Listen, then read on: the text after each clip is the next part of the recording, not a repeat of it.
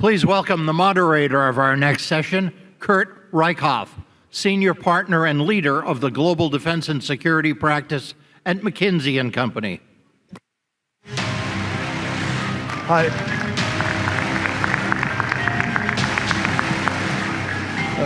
Hello, everybody. It's great to see you all. We were talking backstage and we weren't quite sure who would come back after the coffee break, so it's great to see everybody. Thanks. This panel, I actually think is one of the most important ones we could talk about, of how to improve the readiness of our forces today so that we can continue to deter and defeat our adversaries. So to start off, what I'd like to do is ask each of you, as you think about readiness and force generation today, what's the biggest challenge we're facing now in your mind? General Spain? Hey, yeah, thanks, Kirk. And a couple things. One, thanks to AFA for the conference, as always. Great job. And to you all for moderating and being a part of this discussion. I do have to fess up that Kirk looks a lot younger than I do, but we both went to the same pilot training class back in 1995. And so it's great to, neither one of us would have imagined being up here on the stage, I don't think, back then at Reese Air Force Base. But it's great to be here with you, and thanks for taking the time. First thing I want to say is we still have the world's greatest Air Force, and we're going to talk about readiness challenges, but that is in the context of the world's greatest Air Force, and quite likely the most powerful and robust Air Force the world has ever seen. And it's in that context that we're going to talk about readiness challenges. And so if there's a fight, the Air Force is going to be there and we're going to win. And I need everybody to understand that that's fact number one. Fact number two is we do have some readiness challenges along the way. And part of my job as the Air Combat Command Commander is when we go to fight and when we're called and when we go, that I buy down as much risk as possible in training and in our readiness so that when we go, we win quickly and decisively so that as many of our men and women that are in harm's way come back safely. And we still win it, but that's the bottom line. I would say one of our major challenges has been an imbalance of resources. And what do I mean by that? We put investments into what we call foundational accounts. Those are called foundational for a reason. They're the things that our readiness are based off of. Those are pretty, I'd say pretty obvious. Manpower, flying hours and training, weapon system sustainment, supply and support equipment, and infrastructure. But the imbalance word is an important one.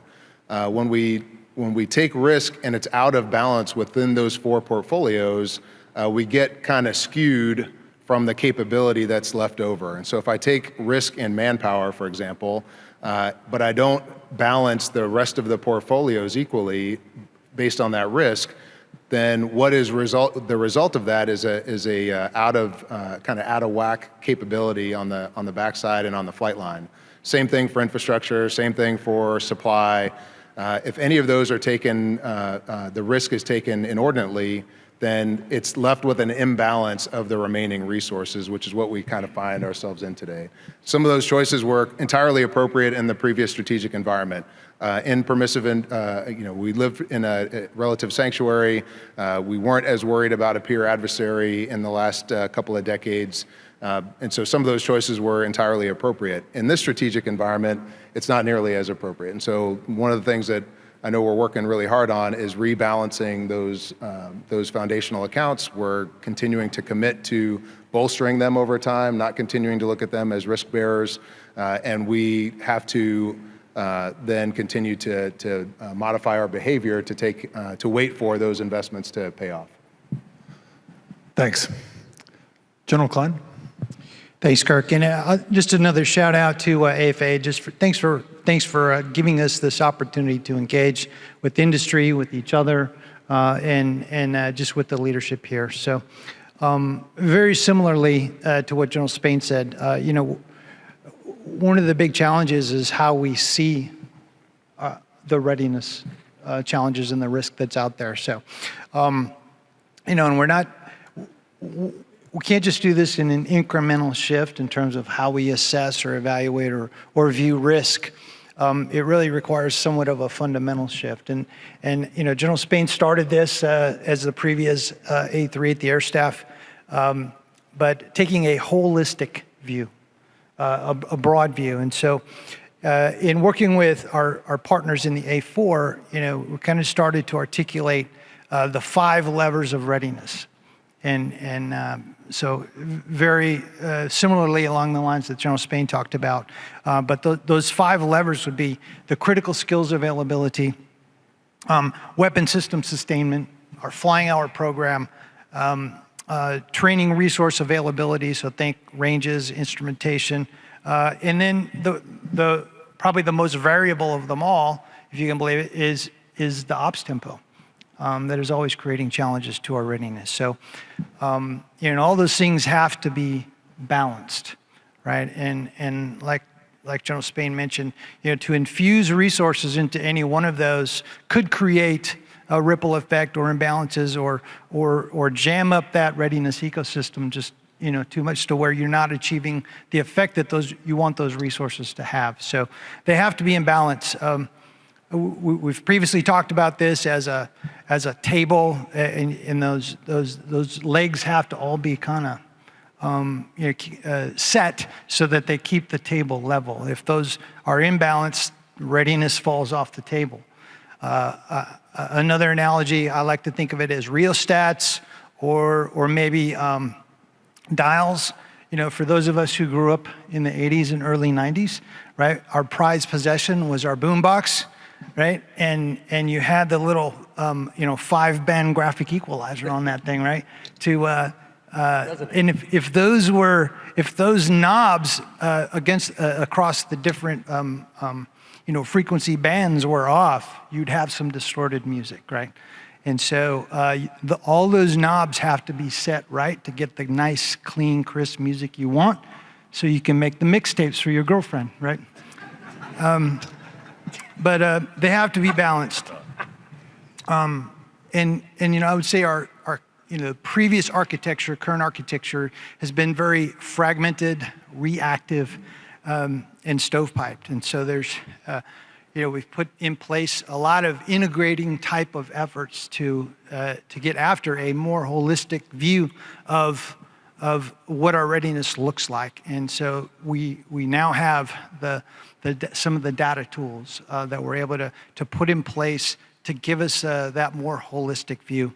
But we're switching from the binary question of are we ready to a more sophisticated and strategic one that says, what level of readiness do we need for this particular mission, and what risk are we willing to accept? And that allows us to, kind of approach risk to mission, risk to force in a more nuanced and way and in a different level. So our objective, again, set in motion by General Spain, was to institutionalize holistic readiness across the Air Force. So, and we don't see that as just a concept, right? That's a capability that makes us more ready, more agile, more resilient.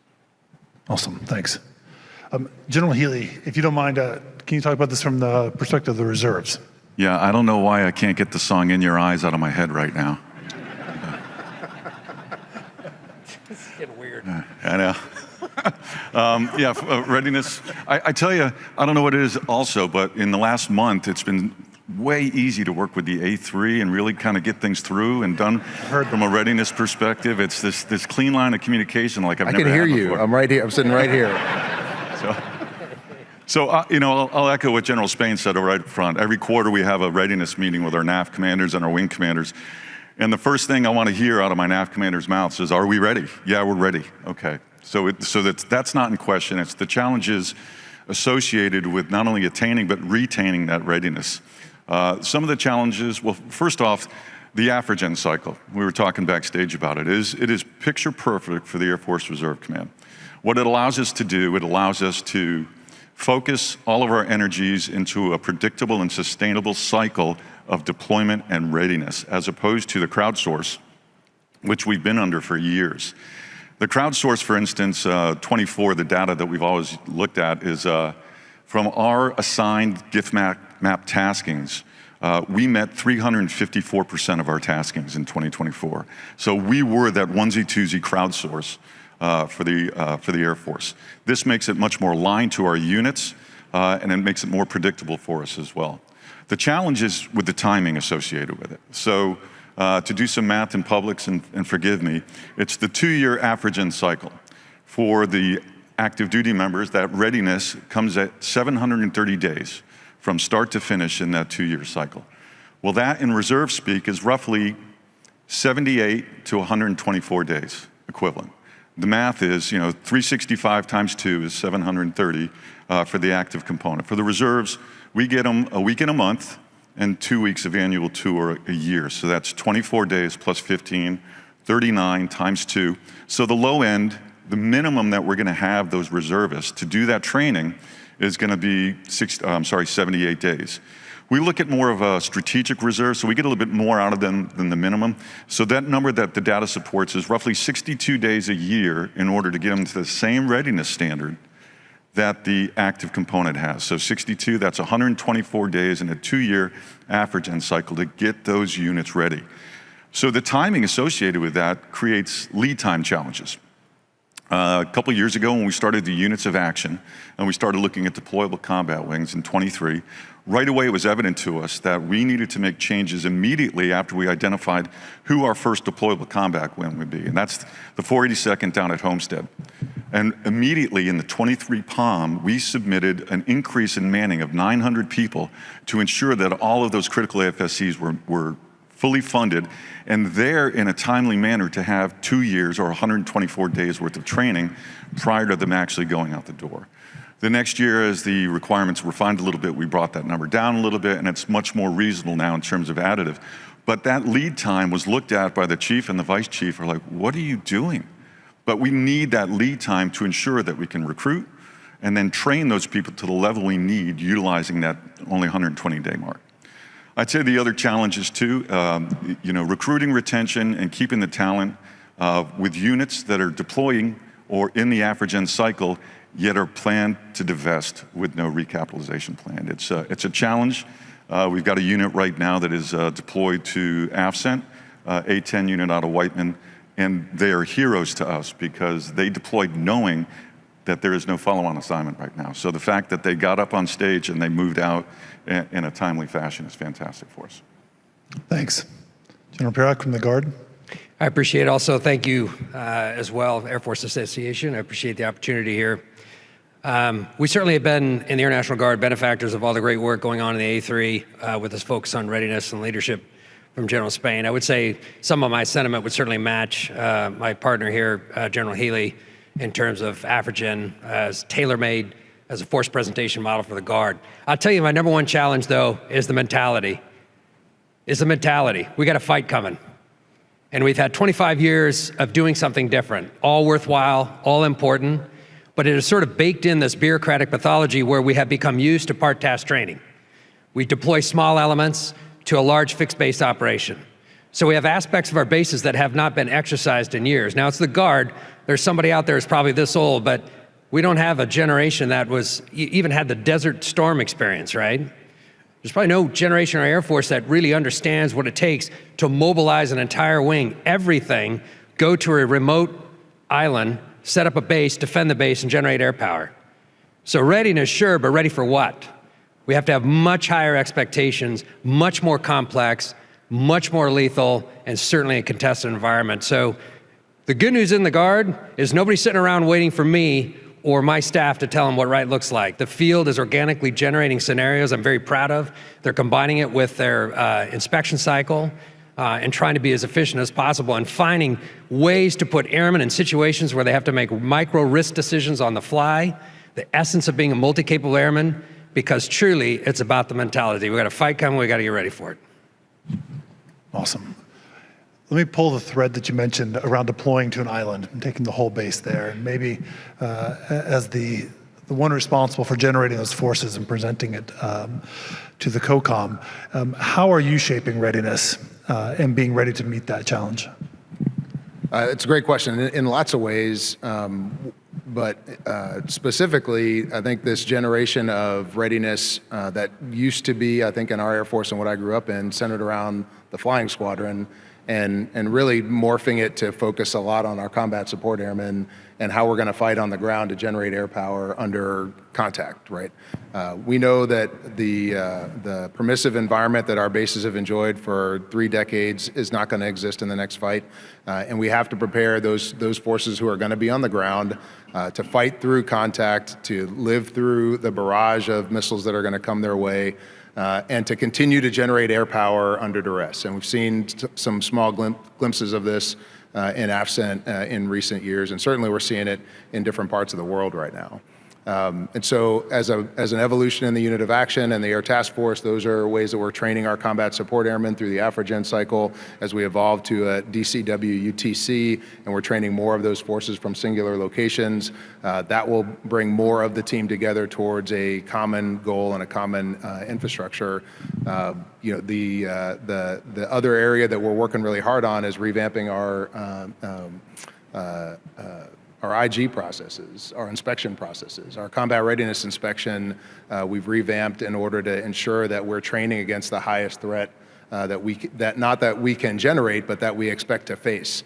And being really hard graders about how we're performing so that we can identify those shortfalls now in training and then work to close them over time. We're doubling down on the joint simulation environment, the JSE, so we can replicate the threat in a more realistic way for our forces, even in small doses as we try to proliferate that technology to be able to get spun up to what the threat is going to bring. All of these are ways that we're attempting to get after where we know the threat is, what environment we're going to operate in, and how we generate those ready forces to survive and thrive in that environment. So that, General Spain, if I could, that really is the essence of the challenge that we're talking about in the Guard. Years and years, our readiness expectations were for that small element tasking, not even a full UTC, probably a DRMD, to go downrange to a large fixed base operation. So we didn't worry as much about the readiness of a logistics readiness squadron in toto, right? Because you knew you were only going to send part of it downrange to help a large boss-eye establishment. So when we increase our expectations and we expect the entire base to go, suddenly an 80% effective end strength is no good. I am not a fully ready warfighting formation if I cannot organically support that on my own. And so even that shift in recruiting and retention to make sure that we're full effective end strength is a huge readiness imperative. Yeah, that's right. And in addition, what are the venues in which we can do live training in this environment? So whether it's a Bamboo Eagle, whether it's a department level exercise that we just completed, putting our forces in these stress environments in massive ways to identify those shortfalls that we may have and to close them. That's the point. It's to work really hard in training to identify gaps so we can close them before we go, as many of them as we can before we actually go fight. General Klein, so you're over the whole Air Force as the A3. You add up all the aircraft and it's equal to all the major airlines put together. So it's a huge amount of complexity. As you think about managing that and improving readiness from the enterprise level, how are you doing that? Yeah, so we've touched on it a little bit with respect to the force generation model with AFRAGEN force presentation in terms of having a unit of action. But the readiness assessment piece is really challenging. And why is that difficult? It's difficult because it's hard to measure accurately, and it's difficult to communicate concisely. And so I think we struggled a long time with how we're actually measuring readiness, and does that match up with what we're presenting? So, as we all know, readiness is not a single metric. It's the amalgam of many different factors, and it's mission dependent. So, a unit might be ready for one task, but not another. And our reporting systems have to reflect that nuance in the system and in that trade space. So, historically, the way we've measured readiness is in a very static and almost checklist style format.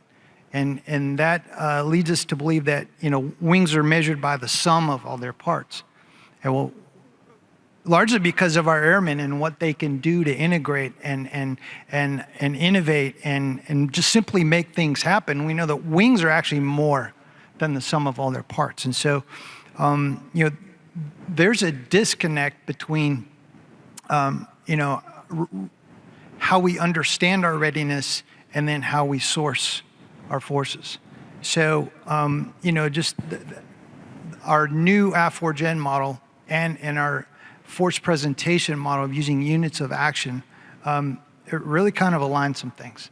And so the structured cycle aligns the readiness reporting with the actual force availability.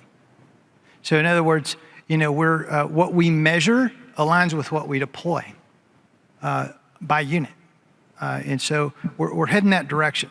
It also makes them very. It's a predictable cycle, as General Healy mentioned earlier. So they train together, which makes them more ready on day 0. Just a few examples. 13 April, when Iran launched, 120 drones and 170 drones, 120 theater ballistic missiles, and then roughly 30 cruise missiles in the direction of Israel. We were ready for that. The U.S. support to that was kind of led by one of our units of action in that reaction. And that was practically their day 1 in theater after they transitioned in. And they were ready because they had trained together. They had done the forming and the storming and the norming ahead of time, and they were competent when they stepped boots on the ground. So there's that aspect. Another example is the agility that it gives us. We recently had some mission change at a location in CENTCOM that where we had one of our units of action aligned to go. Well, the operational mission there kind of went away, at least for the Air Force. And so we're like, well, we don't need that team to go there anymore.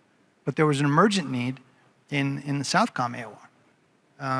And so we were very rapidly able to swing them to that a completely different AOR, and they were they were integrating with the service component staff and the combatant command staff within a week, and boots on the ground with an ADVON team posturing for their team to go. So the agility that our force generation cycle gives us is absolutely tremendous.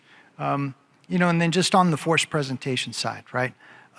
We've always looked at our sister services that have these units of action that allow them to articulate risk and really force package in a way that we haven't. So the Marines have a Marine Expeditionary Unit. The Army's got their brigade combat teams. The the Navy has their carrier strike groups.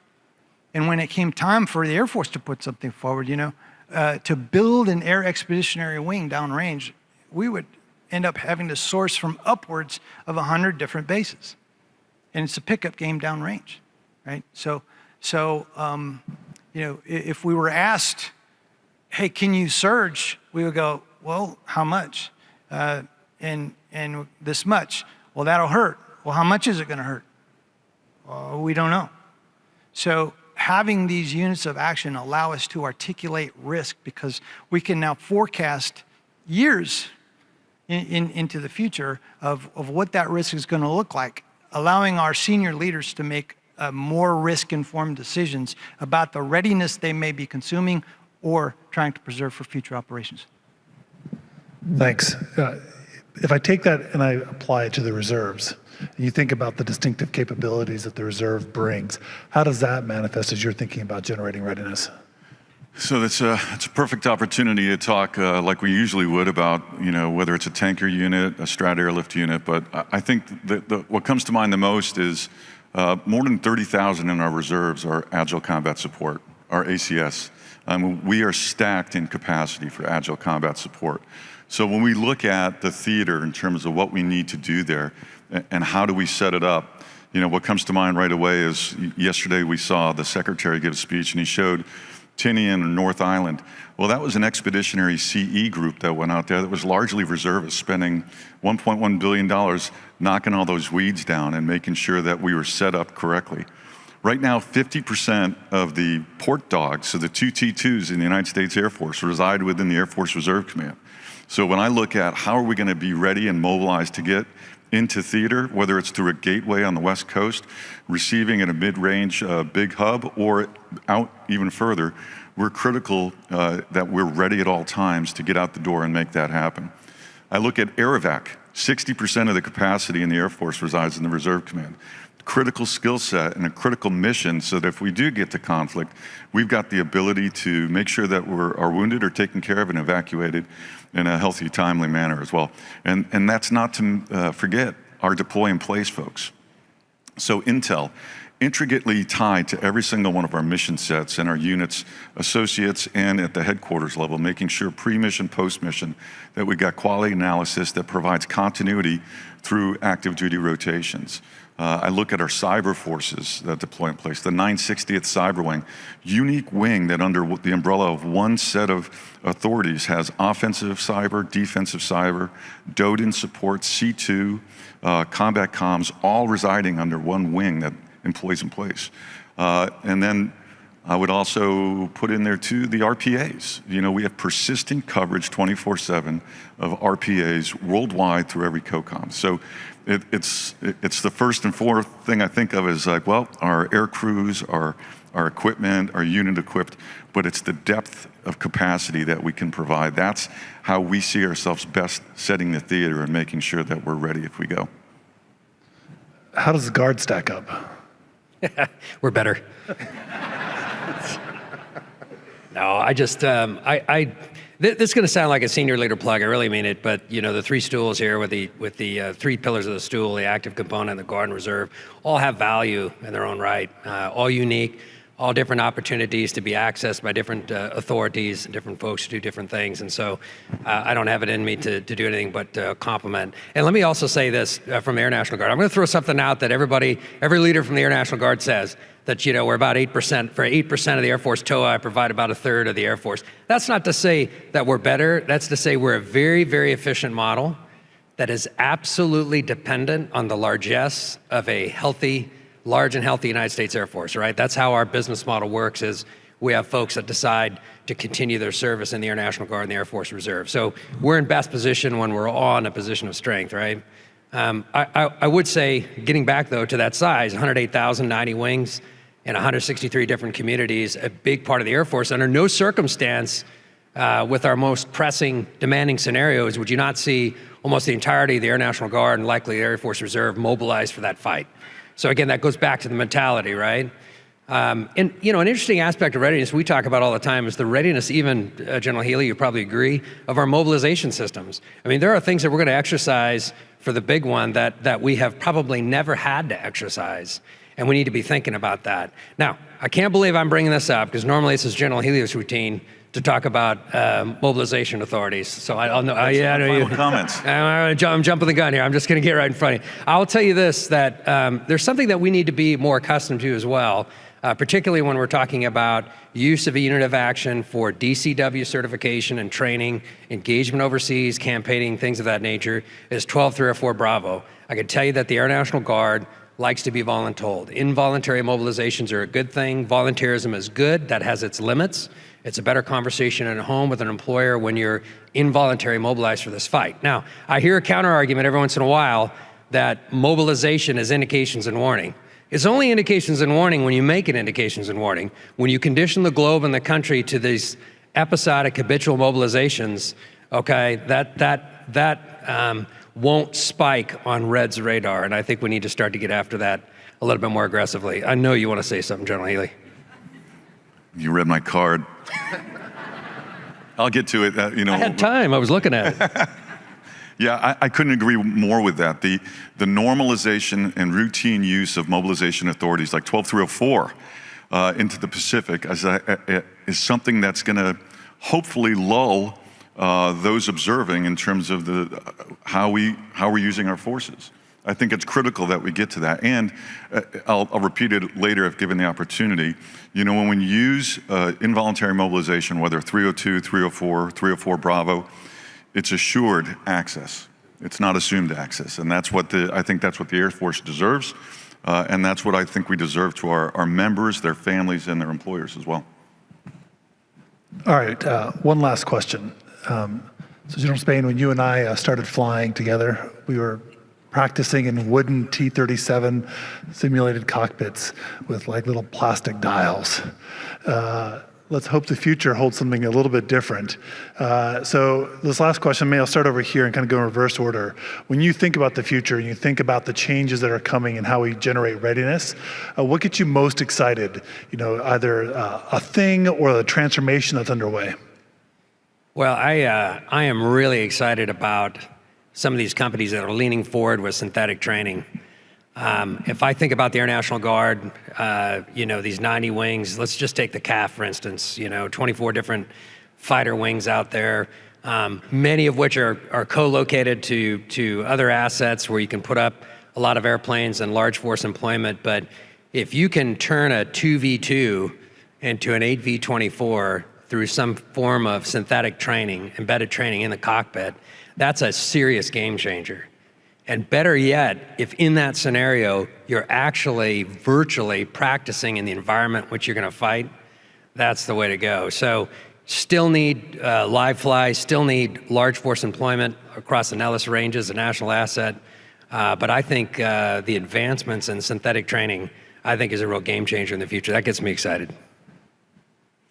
Yeah, what I get excited about, it's not as exciting as that. It's the data geek in me. So we've been on a path for the last few years in the Air Force Reserve Command to really harness data.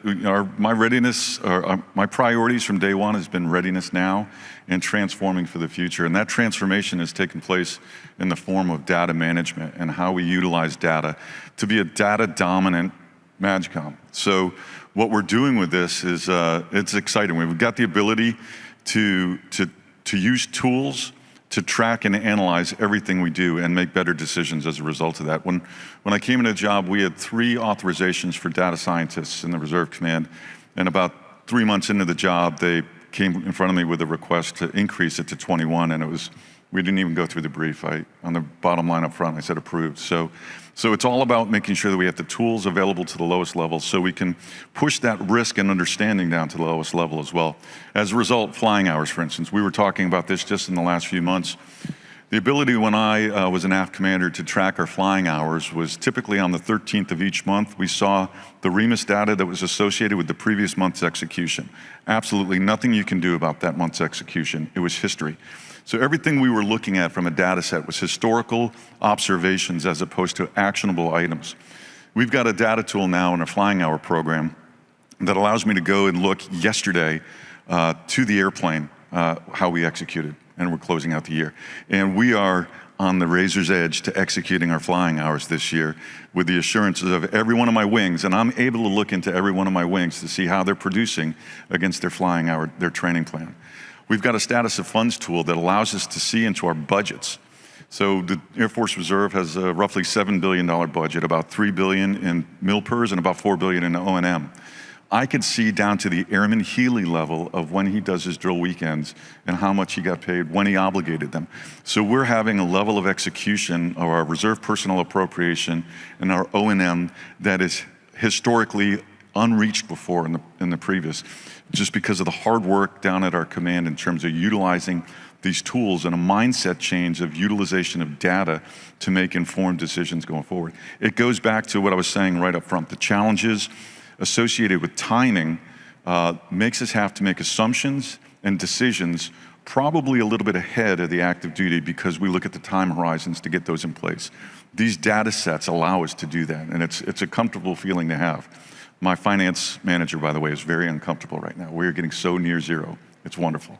The other thing we do, and it's exactly what Juice was saying before, is we've been on an information campaign or a jihad for the last 3 years about authorities. So as General Spain comes into Corona as a MAJCOM commander, he's going to hear what every MAJCOM commander has heard for the last 3 years in Corona, which is the opening salvo of the Reserve Command talking about understanding authorities and how to make sure you have assured access to the reserve versus assumed access.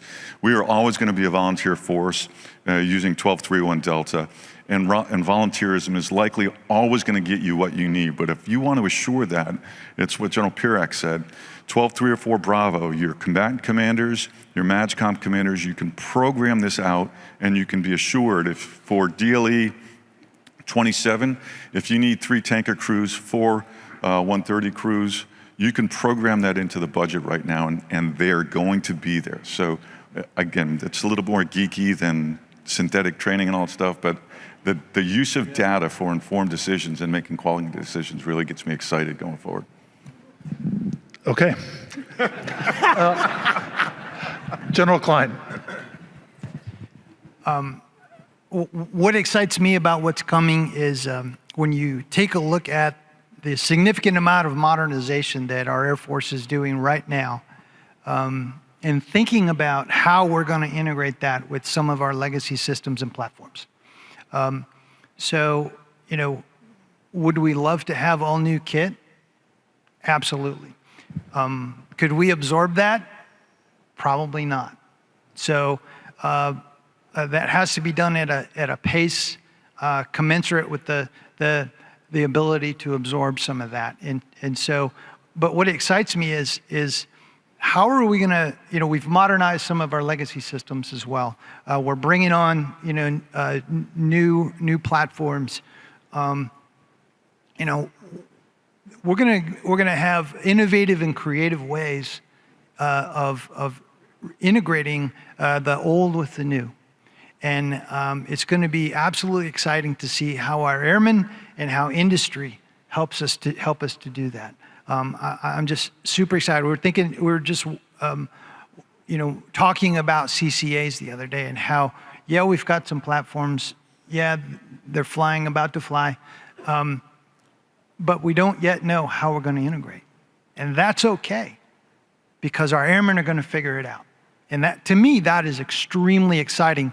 You know, the chief talks about having more Air Force. And some of that means more kit, more volume, more stuff to go do what our nation is asking us to do. But I believe that there's more Air Force to be found internally as we find these new ways of integrating the old with the new. Thanks. General Spain brings home. Yeah, so agree with everything that's been said. I think the thing that excites me as the new guy at ACC is the opportunity to ruthlessly prioritize our core business of flying and fixing airplanes inside the command. It is not the only thing that we do. There's a lot that we do inside the MAGCOM, but it is the hardest thing that we do, and it's the thing that we have to pay the most attention to or we'll get it wrong.